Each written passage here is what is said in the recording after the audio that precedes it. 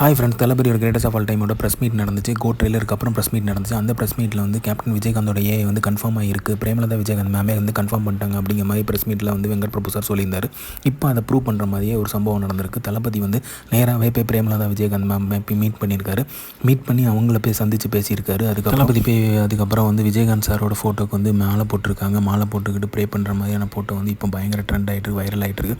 Premalatha Vijayakanth ma'am கூடவும் Archana Kalpathi ma'am, Venkat Prabhu sir எல்லாருமே வந்து இருக்கிற மாதிரி ஒரு ஃபோட்டோ வந்து ரிலீஸ் ஆயிருக்கு. அது இப்போ பயங்கர ரிலீஸ் ஆகி ட்ரெண்ட் ஆகிட்டு இருக்கு.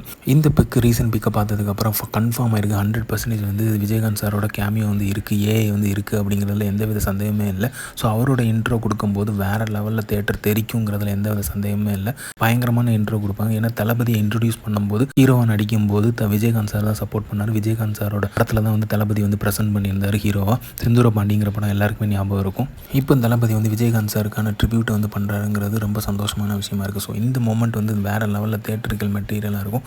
வேறு லெவல் தேட்டர் தெரிக்குங்கிறது எந்தவித சந்தேகமே இல்லை. ஸோ இந்த மாதிரி தளபதி பற்றின அப்டேட்டும் தெரிஞ்சுக்கிறதுக்கு லைக் பண்ணுங்கள், ஷேர் பண்ணுங்கள், சினிமா சேனலை சப்ஸ்கிரைப் பண்ணுங்கள். தேங்க்யூ.